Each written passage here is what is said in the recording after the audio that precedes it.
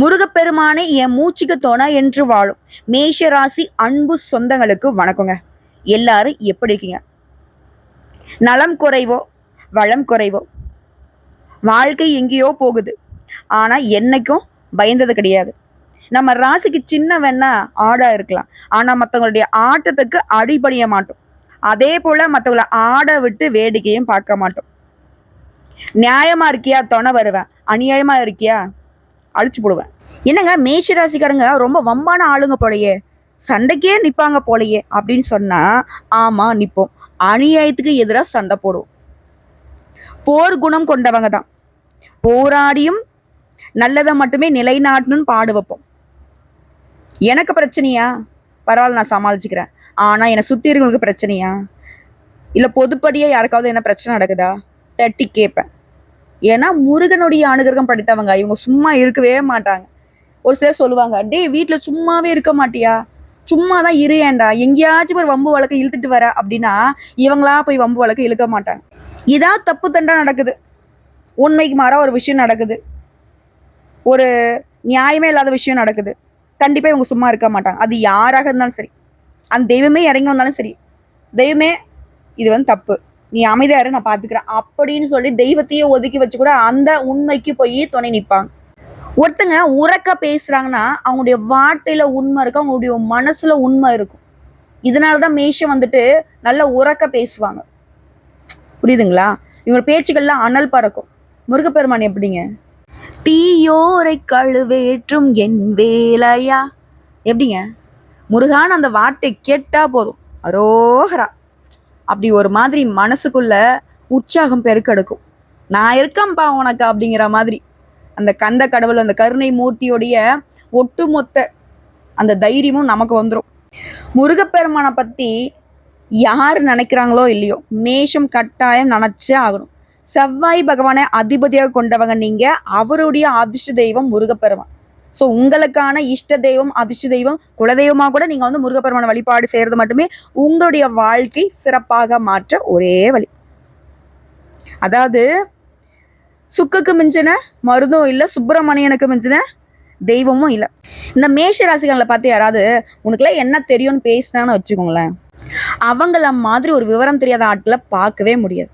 காரணம் கேட்குறீங்களா? மேஷ ராசிகளோட விஷயத்த பேசினானா அதுல வந்துட்டு ஆதி முதல் அந்த வரைக்கும் தெரிஞ்சுக்கிட்டு தான் பேசுவாங்க. அதே போல எல்லாத்தையும் தெரிஞ்சுக்கிட்டு தெரியாத அமைதி காக்குறதும் இவங்கள தான் இருப்பாங்க. ஏன்? முருகப்பெருமானுடைய அருள் படைத்தவங்க.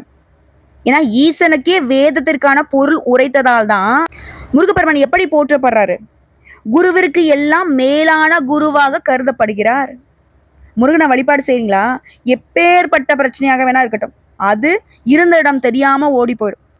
முருகான்ற மந்திர சொல்லுக்கு அந்த திருநாமத்தை நீங்க ஒரே ஒரு முறை சொன்னா போதும். மனதார சொல்லுங்க, உண்மையான பக்தியோட சொல்லி பாருங்க. உங்களை தொடர்ந்து வந்த பல பிறவைகள்ல இருந்து தொடர்ந்து வந்த துன்பங்கள் கூட, வினைகள் கூட, இனி வரக்கூடிய துன்பங்கள் கூட ஓடி போயிடும். ஏன்னா அந்த அளவுக்கு உயர்வான பவர்ஃபுல்லான மந்திர சொல்லது. தினம் தினம் சொல்லணும் கூட அவசியம் கிடையாது. அதே போல அந்த முருகப்பெருமான நீங்க இப்படிதான் வழிபாடு செய்யணும் அப்படிதான் வழிபாடு செய்யணும் அவசியம் கிடையாது. இப்ப எல்லா தெய்வங்களுக்கும் ஒவ்வொரு மந்திரம் இருக்கும், காயத்ரி மந்திரம் இருக்கும், அந்த தெய்வங்களுக்கான உரிய மந்திரங்கள் இருக்கும். ஆனா முருகப்பெருமானுக்கு அவருடைய பெயரே வந்துட்டு திருமந்திரம் தான். முருகான்னு சொன்னா போதும், பிரச்சனைகள் எல்லாமே தீர்ந்து போகும். அட என்னமா நீ வளன்னு பேசிட்டு இருக்க, என்ன இப்ப முருகப்பெருமான வழிபாடு செய்யணுமா, எதுக்கு நீ தேவையில்லாத கிளாஸ் எடுத்துட்டு இருக்க, எல்லாம் எங்களுக்கு தெரியும்னு சொன்னா சந்தோஷங்க. தெரியாதவங்களுக்காக தான் இதை நான் பேசிட்டு இருக்கேன், மன்னிச்சுக்கோங்க. சரி, இப்போ வந்து தலைப்பை பார்த்து தலைப்பிற்கான பதிவை பார்க்கலாம். இப்போ நான் ஆரம்பத்திலே ஒரு விஷயம் சொன்னேன், மேஷ ராசிக்காரங்க போராடுறீங்க, வாழ்க்கையோட கஷ்டங்கள்ல இருந்து கவலைகள்ல இருந்து மீண்டுடுவோமா, முன்னேறிடுவோமா, இப்படி. ஸோ தனி ஒருவனாக நின்று வாழ்க்கையே போராடி கொண்டிருக்கக்கூடிய மேஷத்திற்கு 3 கிரகங்களுடைய பலம் கூடுவதனால மே மாதம் 31 பிறகு உங்களுக்கு பெருசா இருக்கக்கூடிய அந்த 8 பிரச்சனைகள் முடிவுக்கு வருது. 100% உண்மைங்க. இது வந்து கடவுள் எழுதிய தலைவிதி. ஸோ இதை பத்தி நம்ம தெளிவா பார்க்கறதுக்கு முன்னாடி மேஷ ராசிக்கு நான் பலன் சொல்றேன் அப்படின்னா, உங்களுடைய அதிர்ஷ்ட தெய்வமான முருகப்பெருமானை வழிபாடு செய்யாம இந்த பதிவை நான் தொடங்கவும் முடியாது, முடிக்கவும் முடியாது. ஸோ அந்த வகையில் ஓம் சரவண பவ. செவ்வான் ஆணைய திருமேனி சேயே நாயன் துயத்தீரா எவ்வானவரும் ஏத்துகின்ற இறைவா இளம் பூரண போற்றி தெய்வாதன இல்லாத பரயோகியர் சிவதேசிக போற்றி செவ்வாய்க்கிழமை வந்தருள்வாய் செல்வ பழனி குக போற்றி. என்னம்மா ஏதோ சொல்ற, அது என்னன்னு எனக்கு புரியலையே. செவ்வாய்க்கிழமைகள்ல இந்த மந்திரத்தை சொல்லி முருகப்பெருமான வழிபாடு செஞ்சோன்னா என்னம்மா உனக்கு பிரச்சனை, என்னப்பா உனக்கு பிரச்சனை? எல்லாமே வந்த வழி தெரியாம இருந்த இடம் தெரியாம மறைஞ்சு போகும். வந்த துன்பம் விலகும், வரக்கூடிய துன்பம் அப்படியே விலகும். இதெல்லாம் எனக்கு சொல்ல தெரியாதம்மா, சிம்பிளா சொல்லு. ஓ முருகப்பெருமானை போற்றி போற்றி. உடைச்சிங்களா? 54 முறை, 108 முறை, 1008 முறை. உங்களால் இதில் எந்த நம்பர்ஸை வந்துட்டு சொல்ல முடியுமோ சொல்லுங்க. நல்லதொரு மாற்றத்தை அந்த வெற்றிவேல் முருகன் வேலோடையும் மயிலோடையும் வந்து உங்களுக்கு அருளிடுவார். அப்புறம் ஒரு விஷயம், அந்த 54, 108, 1008 சொன்னா போதுமா? 54 முறை, 108 முறை, 1008 முறை ஓம் முருகப்பெருமானே போற்றி போற்றி இந்த மந்திரச்சொல்ல தான் சொல்லணும். புரிஞ்சதுங்களா? இதை அனுதினமும் சொல்ல ஆறுமுகன் துணையோட ஏறுமுகமாக வாழ்க்கை பயணிக்கும். வாழ்த்துக்களுங்க. இப்போ தலைப்பிற்கான பதிவுகளை பார்ப்போம். பொதுவாக மேஷம் அப்படின்னாவே என்னங்க? எண்ணற்ற நற்குணங்கள் கொண்டவங்க, அமைதியானவங்க, ஒழுக்கமானவங்க, மனித நேயம் கொண்டவங்க, இரக்க குணம் படைத்தவங்க, உண்மையின் அடையாளமாக திகழக்கூடியவங்க, தர்மத்துல தலை சிறந்தவர்களாக இருக்கக்கூடியவங்க. இவங்க மற்றவங்களுக்கு ஒரு உதாரணமா வாழ்ந்து காட்டணுங்கிறதுனால வாழ்க்கையில ஒவ்வொரு அடியுமே ரொம்ப கவனமா எடுத்து வைப்பாங்க. அதே போல வாழ்க்கையை பத்தின ஒரு தனி சித்தாந்தத்தை வகுத்து அதன்படி வாழக்கூடியவங்க இந்த மேஷ ராசிக்காரங்க. எப்பேற்பட்ட உயர்வான குணநலங்கள் பார்த்தீங்களா? இப்படிப்பட்ட மேஷம் ஏன் கஷ்டப்படுது, ஏன் தத்தளிக்குது, தவிக்குது? யாரு ஏன் துணை இல்லாம போறாங்க, ஏன் தனியா நிக்கிறாங்க இவங்க? அதான் சொல்லிட்டேனே, நல்லவங்க வல்லவங்க இந்த கலியுகத்துல எங்க தனியா தான் நிக்கணும். பொய், சூது, வாது, பித்தலாட்டம், ஏமாத்துறது, இவங்கெல்லாம் தான் ஒத்துமையா இருக்காங்க. இந்த சிவாஜி படத்துல ரஜினி சார் சொல்லுவார் இல்லைங்களா, பண்டிகை தான் கூட்டமா வரும், சிங்கம் சிங்கிளா தான் வரும். அப்படிதான் மேஷம் வந்துட்டு ஆடுதான் சின்னம், ஆனா நான் முன்னாடி சொன்னதுதான், சிங்கத்தை விட மேலான ஆளுமை திறன் படித்தவங்க தனியா நிப்பாங்க, சாதிச்சும் காட்டுவாங்க. வெற்றியும் இவங்களோட தான், வெற்றி வேலனும் இவங்களோட தான் இல்லையா? சரிங்க, இப்போ அந்த 3 கிரகங்கள் பலம் பெறுதுன்னு நான் சொன்னேன். அது எந்த கிரகம் பார்த்தீங்கன்னாக்கா, ஜோதிட சாஸ்திரப்படி ஒவ்வொரு கிரகம் ஒவ்வொரு ராசியில ஒரு குறிப்பிட்ட கால இடைவெளியில ராசியை மாற்றும். அப்போ சக்தி வாய்ந்த யோகங்கள் உருவாகும். அப்படி உருவாகக்கூடிய நேரத்துல எல்லா ராசிகளுடைய வாழ்க்கையிலுமே ஒரு வித தாக்கம் இருக்கும், நல்லதும் இருக்கும், பாதிப்பும் இருக்கும். ஆனா இந்த 3 கிரகங்களுடைய அமைப்புங்கிறது மேஷ ராசிக்கு மே மாதம் 31க்கு பிறகு ஜூன் மாதத்துல இந்த சக்தி வாய்ந்த யோகம் உருவாகுது. இந்த யோகம் உங்களுக்கு எப்படிப்பட்ட பலன்களை கொடுக்க போகுதுன்னா, புத்திசாலித்தனத்தை அதிகப்படுத்தும். பேச்சு, படிப்பு, வியாபாரம் இது எல்லாத்துலயுமே வெற்றிகரமா இருக்க போறீங்க. ஏன்னா இது எல்லாத்துக்கும் அதிபதியா இருக்கக்கூடிய புதன் பகவான், நவகிரகங்களுடைய தலைவன்னு சொல்லக்கூடிய சூரிய பகவான் மற்றும் தேவர்களின் குருவான குரு பகவான், இவங்க 3 பேருடைய சேர்க்கையும் மிதுன ராசியில உருவாகுவதனால, அதாவது மிதுனம்ங்கிறது யாருங்க? புதன் பகவானுடைய வீடு. குறிப்பா அந்த கிரகனுடைய சக்தி திரிகிரக யோகத்தை உருவாக்குது. இந்த யோகமானது மிதுன ராசியில பார்த்தீங்கன்னாக்கா 50 வருஷத்துக்கு முன்னாடி உருவாச்சு. இப்ப திரும்பவும் 50 ஆண்டுகளுக்கு பின்னாடி மிதுன ராசியில உருவாகி இருக்கு. இந்த யோகத்துடைய தாக்கம்ங்கிறது, இந்த யோகத்துடைய பலன் அப்படிங்கிறது உங்க வாழ்க்கையில கூடிய 8 பிரச்சனைக்கு முடிவு கொடுக்குதுன்னு சொன்ன இல்லையா? அத மொதல் விஷயம் பணம், பொருளாதாரம், பயங்கரமான கஷ்டம். இப்போ பொருளாதார ரீதியா நல்ல வளர்ச்சியை பார்க்க போறீங்க. அடுத்த 2வது பிரச்சனை, தெய்வத்தை கூட வழிபாடு செய்ய முடியலைங்க. ஒரு மாதிரி மனசே பார்த்தீங்கன்னா குழப்பத்துல, கோயிலுக்கு போகலான்னு நினைப்போம், ஆனா போக முடியாது. தெய்வத்துக்கும் மேஷராசிக்கும் இருக்கக்கூடிய அந்த கனெக்ஷனே அப்படிங்கிறத சுத்தமா அத்து போயிருக்கும். ஆனா இப்போ தெய்வ வழிபாட்டுல நாட்டம் அதிகரிக்கும். நீங்க தள்ளி வைத்திருந்த காரியங்களை எல்லாத்தையுமே இப்ப செய்ய தொடங்குவீங்க. புரியுதுங்களா? உங்களால சாமியும் கும்பிட முடியாம இருந்துச்சு, எந்த ஒரு காரியத்தையுமே தொடங்க முடியாமலும் இருந்துச்சு. ஸோ 2வது பிரச்சனை ஓவர். 3வது பிரச்சனை, சதா நேரமும் பெத்தவங்க கிட்ட சண்டை சச்சரவு. சொந்த பந்தங்களே பார்த்தீங்கன்னாக்கா இவங்களை ஒதுக்கி வச்சிருப்பாங்க. ஒரு கட்டத்துல மேஷராசி என்ன பண்ணிருப்பீங்கன்னா, யாரும் வேணாம் போங்கடா அப்படிங்கிற மாதிரி மேஷராசி ஆண்களும் சரி பெண்களும் சரி ஒரு மாதிரி வெறுப்புல இருந்திருப்பீங்க. ஆனா இப்போ பெற்றோர் உடனான உறவுங்கிறது இணக்கமா இருக்க போகுது. உங்களால தெளிவான எண்ணங்களால குடும்பத்துல உங்களுக்கு மதிப்பு மரியாதை உயர போகுது. இதே பெரிய விஷயம். குடும்பம் நம்மளை மதிச்சிட்டாங்கன்னா போதுங்க, மற்ற எல்லாத்தையும் ஒரு கை பார்த்துடலாம். அடுத்ததா 4வது பெரிய பிரச்சனை ஆரோக்கியம் தாங்க. நெடு நாட்களாக உங்களை வாட்டி வதைத்த உடல் உபாதைகள்ல இருந்து இப்போ முழுசா விடுபட போறீங்க. ஆரோக்கியம் சிறப்பா இருக்க போகுது. அடுத்து 5வது விஷயம், 5வது பிரச்சனை, வெளியூர்ல வெளிநாட்டுல இருந்து நீங்க எதிர்பார்த்த நல்ல செய்தி வராமலே இருந்திருக்கும். நீங்களும் இப்போ வரும் அப்போ வரும்னு எதிர்பார்த்துட்டே இருந்திருப்பீங்க. அது போல வெளிநாடு மற்றும் வெளியூர்கள்ல இருந்து நல்ல செய்திகள் உங்களை வந்து அடையும். அடுத்ததா 6வது பிரச்சனை வருமானம் தான். எதை செஞ்சாலும் சரி நஷ்டம். தொழில நஷ்டம், வேலையில் நஷ்டம், இப்படி நஷ்டத்துல போயிட்டு இருந்த உங்க வாழ்க்கை இனி லாபகரமான முதலீடுகளை செய்து உபரி வருமானம் நிரந்தரமா வருவதற்கு வழி வகுத்து கொள்ள போறீங்க. வருமானத்துக்கு வழி உண்டு. அதாவது தொழில் செய்றீங்களா, நல்ல லாபம் இருக்கும். அதே போல உத்தியோக பணிகள் இருக்கீங்களா, சம்பள உயர்வு கிடைக்கும், பதவி உயர்வு கிடைக்கும். இதை தாண்டி உபரி வருமானத்துக்கான வழியுமே இருக்குங்க. பணம் அப்படிங்கிறது பல வழிகளில் உங்களை வந்து சேரப்போகுது. அடுத்து 7வது, உடன்பிறப்புகள் கிட்ட, சகோதரன் சகோதரி இவங்கிட்ட இருந்த மனக்கசப்புகள் இப்போ விலகுது. அவங்க உங்களை புரிஞ்சுப்பாங்க. அவங்களுடைய குறைகளை நீங்க எப்பவுமே வந்து பெருசுபடுத்தினதே கிடையாது. அதே போல அவங்களுமே உங்களுடைய நல்ல மனசை புரிஞ்சுக்கிட்டு அவங்க செஞ்ச தப்பை உணர்ந்து மன்னிப்பு கேட்டு வந்து நிற்பாங்க. ஸோ குடும்பத்துல ஒற்றுமை பலப்படுது.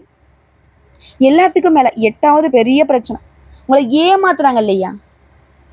இத்தனை நாளா அவங்க நல்லா இருக்காங்கன்னு நினைச்சிட்டு இருந்தாங்க.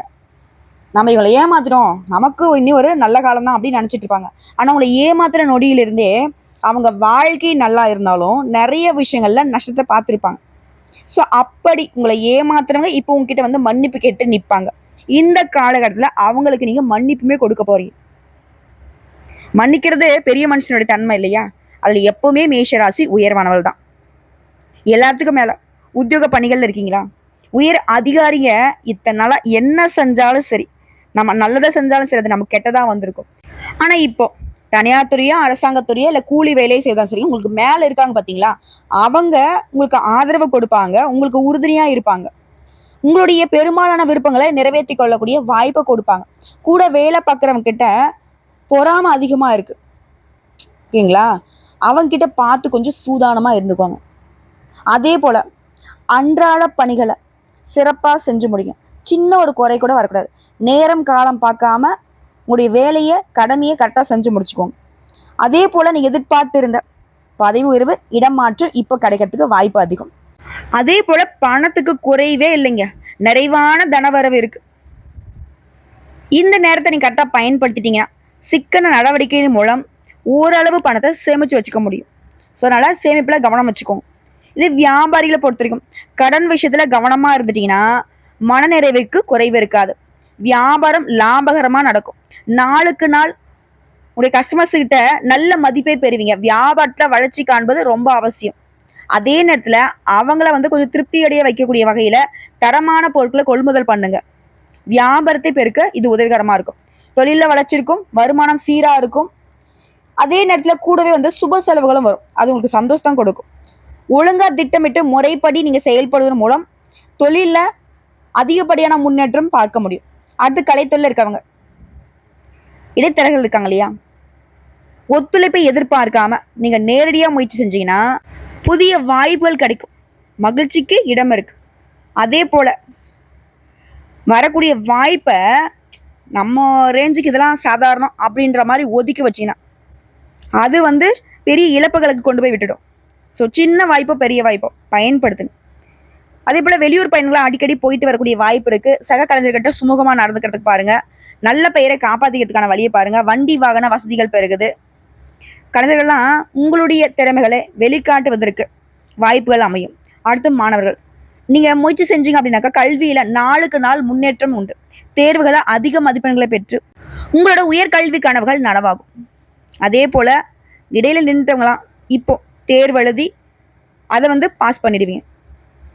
எல்லாத்துக்கும் மேலே ஒரு சில வெளிநாட்டுக்கு போயிட்டு படிக்கிறதுக்கு கூட வாய்ப்பு இருக்குது.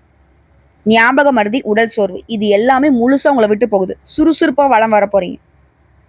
ஆனால் ஒரு விஷயம் மட்டும் இந்த மேஷ ராசிக்காரன் செய்யக்கூடாது. இந்த குளத்துல குளிக்கிறேன், குட்டையில் குடிக்கிறேன்னு சொல்லிட்டு தண்ணியில் கொஞ்சம் கவனமாக இருந்துக்கோங்க.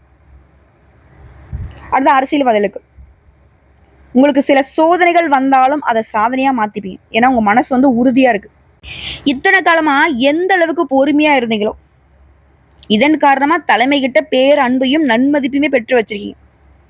இது அசைச்சி பார்க்குற மாதிரி சில சோதனைகள் வரும். அதுக்கு இடம் கொடுக்காதீங்க. மனசை அலைப்பாய விடாதீங்க. யாருடைய ஆசை வார்த்தைகளுக்கும் மயங்காதீங்க. புரியுதுங்களா? கரெக்டாக இருந்துட்டா போதும். நீங்கள் எதிர்பார்க்காத அளவுக்கு பெரிய பதவிகள் உங்களை தேடி வரும். உடைய நோக்கங்கள் எல்லாமே இப்போ நிறைவேறும். பெண்களை பொறுத்த வரைக்கும் எதிர்பாராத நன்மைகளை பெற போறீங்க. தள்ளி போயிட்டு இருந்த திருமணம் திடீர்னு முடிவாகும். திருமண வாய்ப்புகளை பெறுவீங்க. உடல் நலனில் இருந்த சிறு சிறு உபாதைகள் இப்போ சரியாகுது. கோபத்தை கட்டுப்படுத்தி வச்சுக்கோங்க. குடும்பத்தில் இருக்கக்கூடிய சங்கடங்கள் மறையுது. அதே போல் வேலை நிமித்தமாக தனியார் துறையும் அரசாங்கத்துறையும் வேலை பார்த்தீங்க இல்லையா, பெண்கள் குடும்பத்தை விட்டு பிரிஞ்சிருப்பீங்க. தம்பதிகளை பொறுத்த வரைக்கும் பிரிஞ்சு இருந்திருப்பீங்க. இப்போ திரும்பவும் ஒன்றிணைந்து வாழ்வதற்கான வாய்ப்பு அமைஞ்சிருக்கு. ஸோ இப்போ வரைக்கும் பார்த்து மேஷ ராசி செய்ய வேண்டிய விஷயங்களும் கவனமாக இருக்க வேண்டிய விஷயங்களும் பார்த்தாச்சு. இப்போ முழுசா உங்களுக்கு எந்த மாதிரியான அதிர்ஷ்ட பலன்கள் கிடைக்க போகுதுன்னு சொல்லட்டுமா? திடீர் நிதி நன்மைகள் கிடைக்கும். தொழில் அதிபர்கள்லாம் நல்ல லாபத்தை பெற போறீங்க. எப்பேற்பட்ட சவால்களுமே புத்திசாலித்தனமா சமாளிக்கக்கூடிய திறனை கொண்டிருக்க போறீங்க. வியாபாரிகள் நல்ல லாபத்தை தரக்கூடிய அற்புதமான புதிய ஒப்பந்தங்களை பெற போறீங்க. புதிய வருமான ஆதாரங்கள் திறக்கப்படும். நிதிநிலை வலுவா இருக்கு. குடும்ப வாழ்க்கையில மகிழ்ச்சிக்கும் அமைதிக்கும் குறைவு இருக்காது. நீண்ட நாள் ஆசைகள் எல்லாமே நிறைவேற போகுது. ஒட்டுமொத்த உங்க வாழ்க்கையில அதிர்ஷ்டம் பிரகாசிக்க போகுது. சமுதாயத்துல மதிப்பு மரியாதை அதிகமாகும். செல்வாக்கு மிக்க நபர்களுடைய நட்பு கிடைக்கும். வெளிநாட்டு பயணங்களை மேற்கொள்வதற்கான வாய்ப்புகள் கிடைக்கும். அதே போல அடுத்தடுத்து குடும்பத்திலுமே சுப நிகழ்ச்சிகள் அதிகமாக நடக்கும். நீங்களுமே நிறைய சுப நிகழ்ச்சிகள்ல பங்கேற்கக்கூடிய வாய்ப்பு இருக்கு. புதிய வேலைகளை தொடங்கக்கூடிய எண்ணங்கள் இருந்தா இந்த காலத்துல தொடங்க நல்ல வெற்றி கிடைக்கும். இது தொடர்ந்து உங்களுடைய பணம் ஏதாவது வெளியில சிக்கியிருந்தா இப்போ முயற்சி பண்ணுங்க. அந்த சிக்கிய பணம் கைக்கு வரும். வருமானத்துல உயர்வு ஏற்படுது. வாழ்க்கையில முன்னேற்றத்துக்கான புதிய வாய்ப்புகள் கிடைக்கும். வேலை பார்க்குறீங்க, தனியார் துறையோ அரசாங்கத்துறையோ, ஆண்களோ பெண்களோ, பதவி உயர்வு கிடைக்கிறதுக்கு வாய்ப்பு இருக்கு. அதே போல அலுவலகத்துல உங்களுக்கு கொடுக்கப்பட்ட வேலையை திறம்பட செய்து முடிப்பீங்க. உயர் அதிகாரிகிட்ட முழு ஆதரவு கிடைக்கும். அதே போல பங்கு சந்தை இல்லை ஏதாவது விஷயத்துல முதலீடு பண்ணியிருந்தீங்கன்னா அதுல இருந்து இப்போ ஏற்கனவே செய்த முதலிலிருந்து இப்போ நல்ல லாபம் கிடைக்கும். பங்கு சந்தை, பந்தயம், லாட்ரி மூலம் நல்ல நிதி ஆதாயங்களை பெறுவதற்கு வாய்ப்பு இருக்கு. ஸோ ஒட்டு மொத்தமா இந்த 3 கிரகங்களுடைய பலம்ங்கிறது, இந்த திரிகிரக யோகத்துடைய பலன் அப்படிங்கிறது நீண்ட காலமாக நீங்க ஆசைப்பட்ட காரியங்களை நிறைவேற்றி கொடுக்குது. மன நிம்மதி, மகிழ்ச்சி அதிகமாகுது. தொழில் மற்றும் பண வருமானத்தை பெரும் வளர்ச்சியை பார்க்க போறீங்க. சமுதாயத்துல மதிப்பு மரியாதை உயர்ந்து புதிய முதலீடுகள்ல வெற்றிகரமான லாபத்தை பார்க்க போறீங்க. அதே போல உடல் ஆரோக்கியம் சிறப்பா இருக்கும். பொறுப்பு மற்றும் தலைமைத்துவம் அதிகரிக்கும். பணப்புழக்கம் அதிகமாகும். புதுசாக வேலை வாய்ப்புகள் கிடைக்கும். பதவி உயர்வு, வளர்ச்சி கிடைக்கும். சொத்துக்களில் முதலீடு பண்ணுவீங்க. ஸோ இது எல்லாமே உங்களுக்கு நிலச்சிருக்கணும்னா புதன்கிழமைகள் தோறும் பெருமாளுக்கு துளசி மாலையிட்டு வழிபாடு செய்யுங்க. நினைச்ச காரியங்கள் நடக்கும். அதே போல சனிக்கிழமைகள்ல ஆஞ்சநேய பெருமானுக்கு வெண்ணெய் சாற்றி வெற்றிலை மாலை அணிந்து வழிபாடு செய்ய வெற்றிகள் தொடரும். அதே போல ஒவ்வொரு சனிக்கிழமையுமே ஏதாவது ஒரு ஆலயத்துக்கு போயிட்டு வாங்க. வியாழக்கிழமைகளை குரு பகவானுக்கு மஞ்சள் வஸ்திரம் சாற்றி வழிபாடு வைங்க. பணம் பத்தின கவலைகள் மாறியும். செவ்வாய்க்கிழமைகள்ல அனுமந்த பூஷணை வழிபாடு செய்யறதுமே சிறப்பு தான். ஸோ மேஷ ராசி மனசுல ஃபிக்ஸ் பண்ணிக்கோங்க. நீங்க முதன்மையாக வணங்கக்கூடிய 4 தெய்வங்கள், முதல்ல முருகப்பெருமான், அப்புறம் பெருமாள், அதுக்கப்புறம் குரு பகவான், அவருக்கு அப்புறமா அனுமன். இந்த 4 தெய்வங்களையும் உங்களால் எப்பெல்லாம் வழிபாடு செய்ய முடியுதோ வழிபாடு செய்யுங்க. உடைய வாழ்க்கையில் இருக்கக்கூடிய எப்பேற்பட்ட கஷ்ட காலத்தையுமே இல்லாமல் போக்கிடுவாங்க. வாழ்த்துக்கள்ங்க. உடைய எண்ணம் போலவே வாழ்க்கை உங்கள் கையில் கிடைக்க போகுது.